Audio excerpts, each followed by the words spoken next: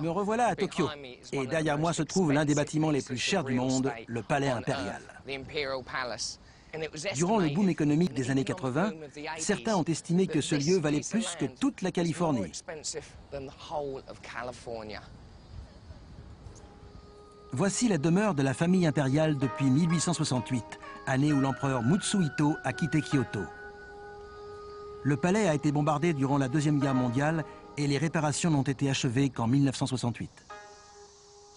Juste en face des jardins du palais impérial, on trouve le temple le plus controversé du Japon. Ce torii marque le passage de la terre au paradis pour les combattants tombés à la guerre. Les Japonais pensent que la paix future peut être assurée en priant pour les esprits de ceux qui ont donné leur vie pour défendre leur pays. Et on peut venir leur rendre hommage ici, au temple Yasukuni. Face au temple, on trouve le plus vieux musée de Tokyo, fondé en 1882. Le Yushukan est un musée de la guerre qui évoque le passé militaire du Japon.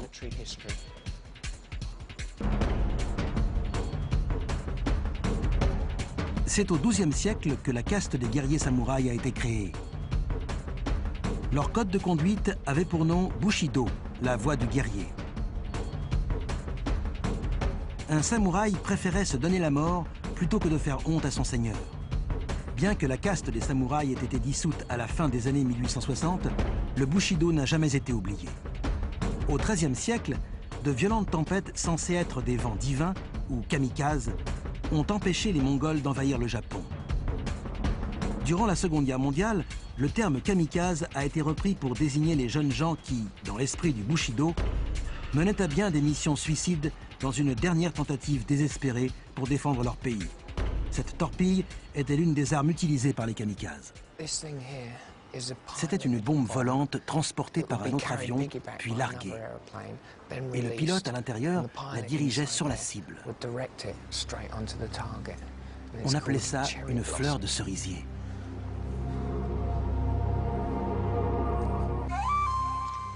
Cette locomotive a circulé sur le chemin de fer de la mort entre la Birmanie et la Thaïlande.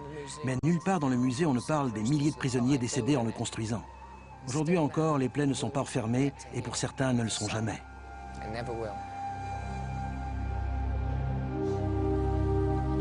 Le Japon est aujourd'hui un pays pacifique et ce passé de samouraï ne subsiste plus que dans les arts martiaux traditionnels.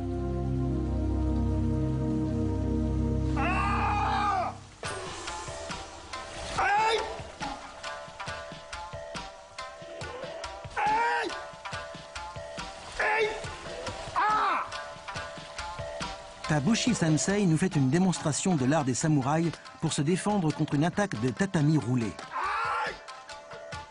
En fait, la structure du tatami ressemble à celle du corps humain. Et Monsieur Sensei est l'un des grands maîtres japonais du sabre. Hache Yamaguchi, son second, va me montrer les mouvements de base.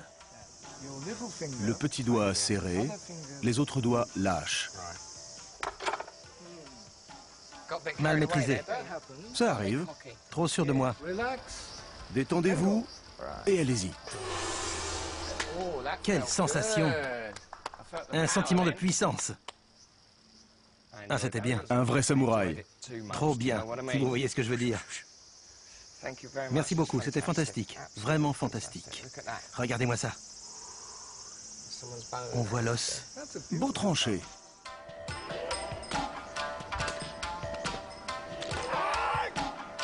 Maintenant, je vais m'essayer au sport Shambara, qui ressemble au combat de sabre, mais avec des armes un peu particulières. Tabushi Sensei dirige un dojo, une école d'arts martiaux, où il enseigne le sport Shambara, qui se pratique avec des sabres en mousse. Mais ne vous y trompez pas, c'est un sport à part entière.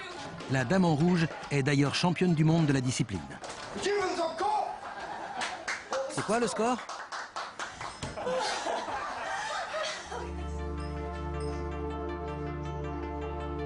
Aujourd'hui, je quitte à nouveau Tokyo pour l'un des symboles du Japon, le mont Fuji, un volcan endormi.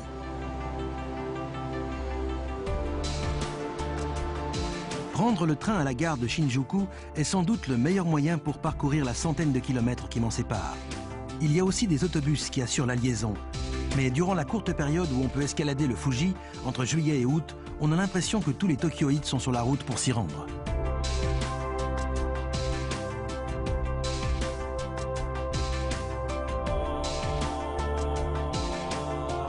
Je vais retrouver Ginger, mon guide, ici au 5e niveau, l'endroit le plus pratique pour entamer l'ascension. On commence par aller saluer les ancêtres au temple shintoïste. L'aura spirituelle du Fujiyama, pour employer son nom entier, est d'autant plus forte qu'il émerge rarement de la brume.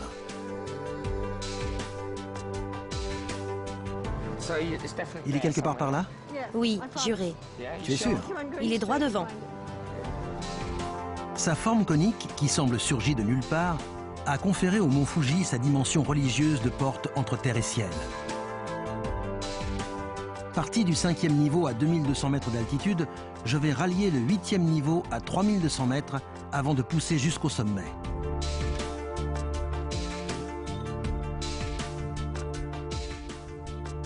Il peut faire 40 degrés dans la vallée et pas loin de 0 au sommet. Donc prévoyez des vêtements chauds, imperméables et de bonnes chaussures.